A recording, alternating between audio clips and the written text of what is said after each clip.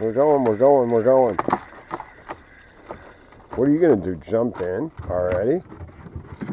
Whoa, she's leaving. What are you going to do? You're going to fall off.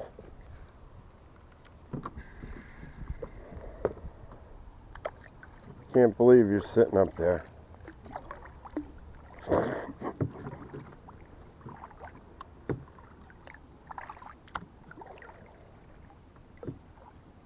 Well, maybe I'll make a YouTube after all. Because you're a weirdo.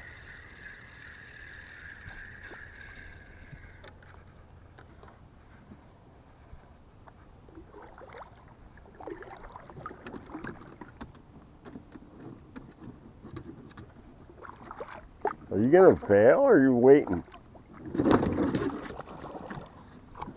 Geez, you went underwater and everything. You want in? You know how to swim. You went right underwater. You're on stuff I don't want to get wet. Oh, God. You idiot.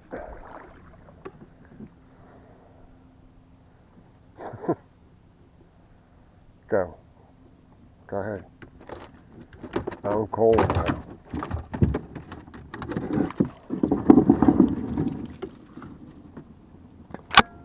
Well, if you gotta poop, that's good. I need you to poop in my kayak. Poof.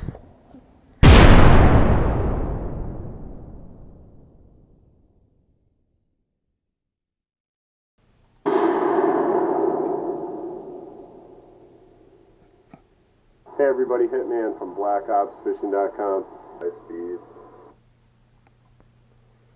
Hey everybody, it's Hitman from blackopsfishing.com.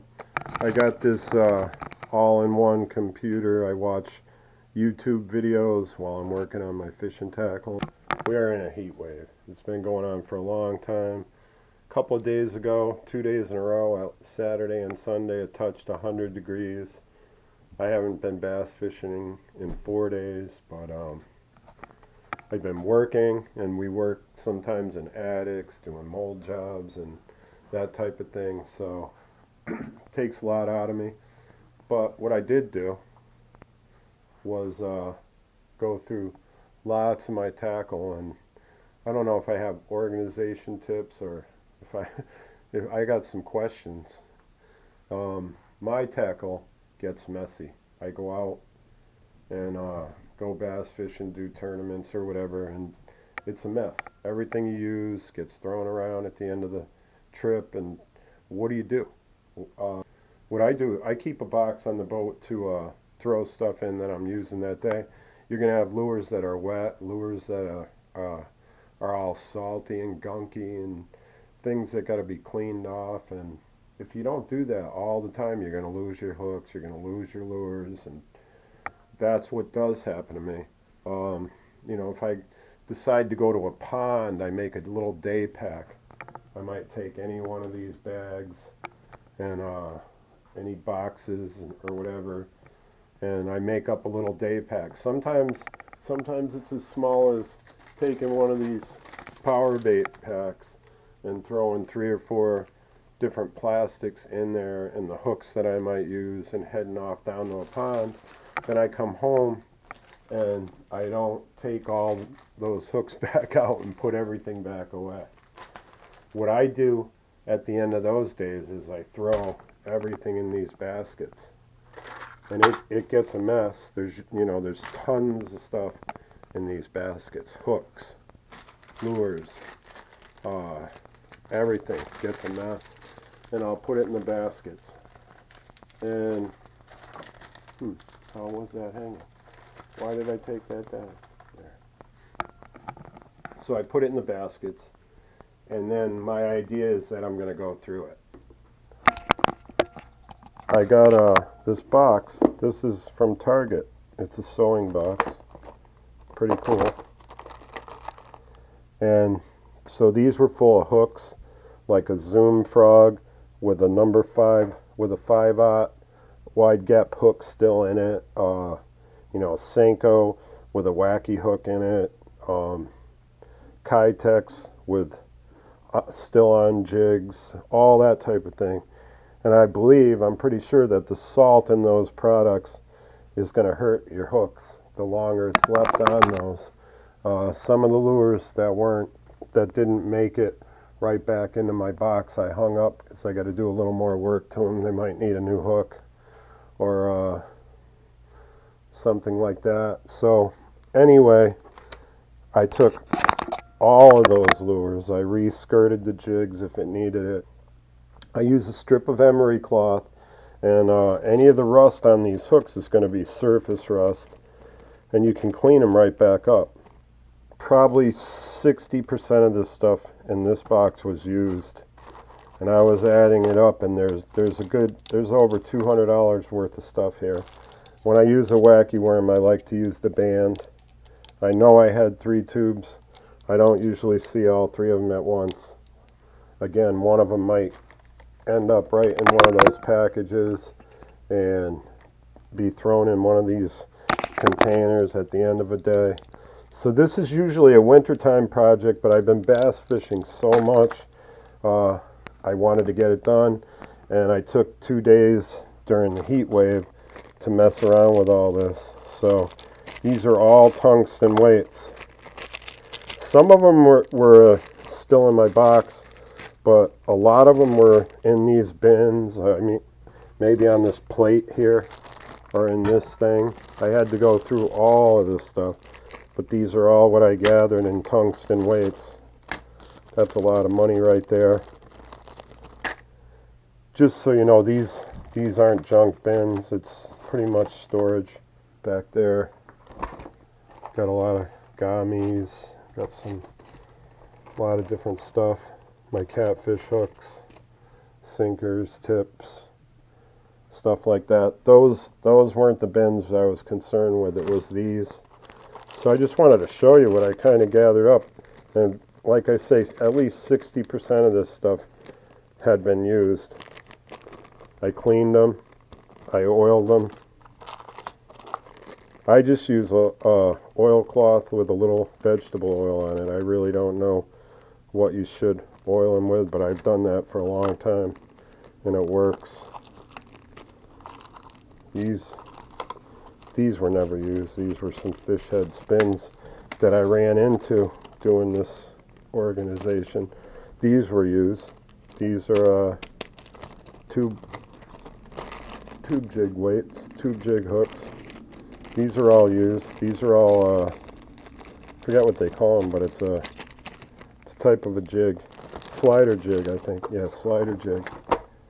I like them, and I had a bunch of them. Now I found them all up. So, see these hooks with the spring? I mean, I have got more types of hooks than I realize. These are shaky heads. They're mixed weights. Some are a quarter, some are an eighth. I can find that. My glass rattles that were all over the place. Not one of these wacky hooks was new. Those are all different size, different style wacky worm hooks. All re-cleaned. Had a couple new packs in here. Some extra. I had a lot of bobber or weight stops here and there. Now they're all gathered up, and this is going to be on my boat, but there's this is going to be on my boat, but I have a hook container that I go to first usually, but not realizing, I never realized how many styles I had until I laid this all out. So I use a lot of these football heads, jig in the bottom, dragging, and crayfish imitations and swim baits on those. Let's see. This is a football head with a weed guard. These are some trocar flipping hooks. Those are all 5/0 wide gap, all reconditioned, all sanded if they needed it, resharpened, oiled up. That's a couple of packs of hooks right there. These, I don't know if I had ever used these, but it's another clip deal on a weighted There's actually two different kinds in there, but it's a weighted wide gap hook for a swim bait or a crayfish imitation. That's more tube bait heads. Did I already show these? Is that why? No. That's just more. These are all football heads, 1/2 ounce and 1/4 ounce. I use a ton of them. You can see a lot of these were used. The Kitechs were on them. Took the Kitech off. The hook would be salty. I mean, the salt that was on these was crazy. So they got to be all wiped off and shined up, or they are going to rust. It's a lot of work. I think I got like 10 hours in this. Mushroom heads. What do you call them? TRD.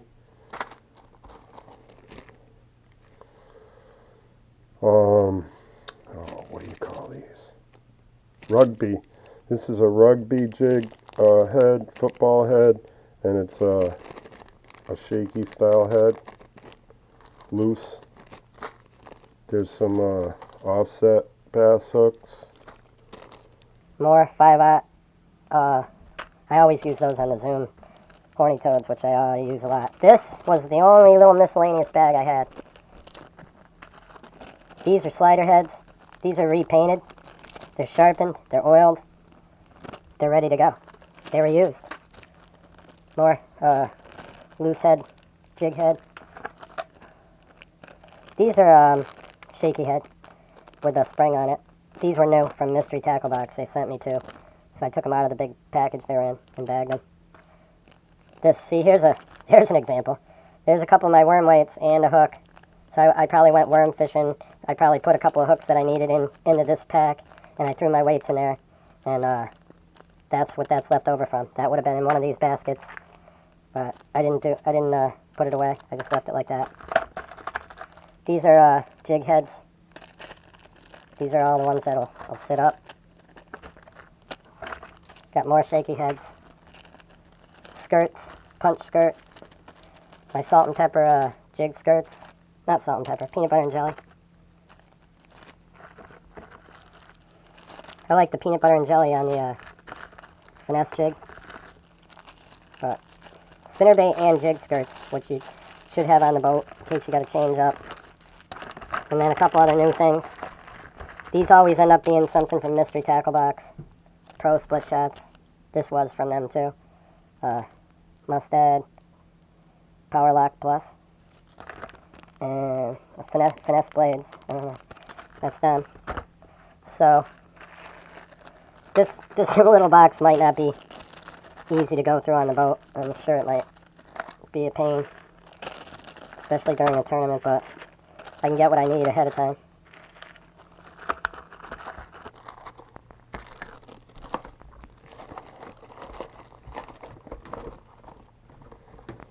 Yeah, so that's probably over $200 worth of stuff that was gonna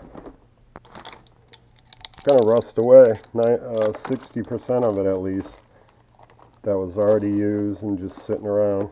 So I cleaned out the hook eyes, took the strings off, so did some touch-up painting, sanded the hooks with emery cloth, and oiled everything up and replaced. Then I went ahead,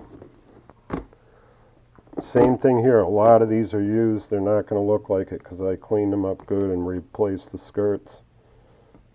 And I'm not going to put my jigs back with a Kitech on them anymore. I don't want to put them back wet. So this box, they're not sorted by weight. I'm going to have to kind of know what that is.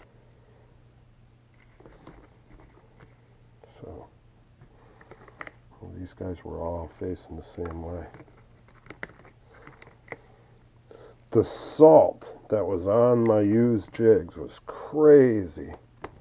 See if I find one I sanded. I sanded a lot of them. Up, sanded, sharpened.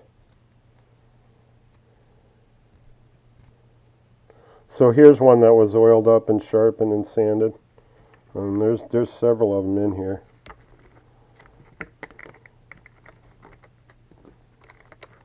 So those are nice. This is a new style box from Plano.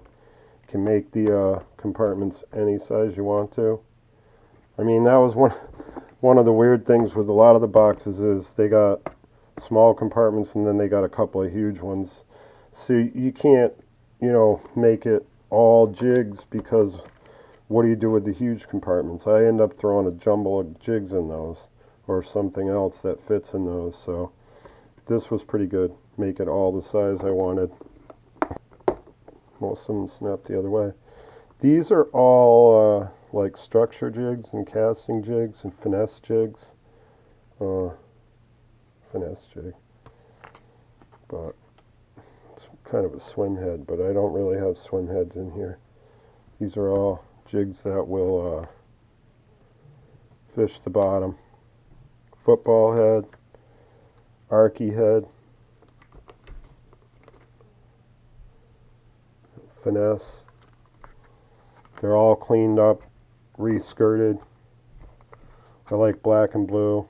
There's my PB&J on a football head. I like that.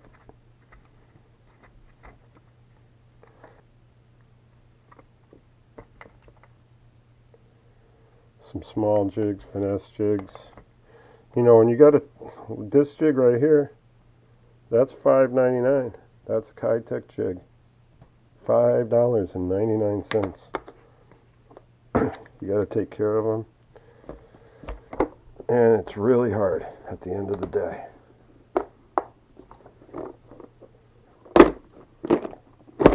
So that's how I do it. Everything lays waiting in these baskets until I get to it, and hopefully that helps somebody.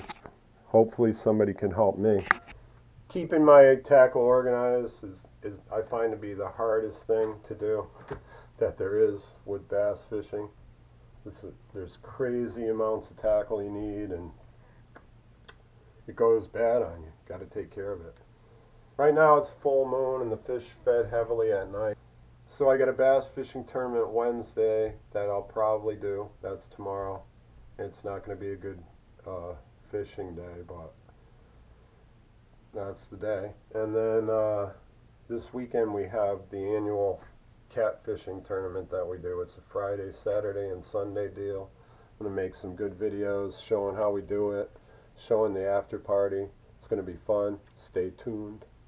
Keep off my bass. Keep off my catfish too.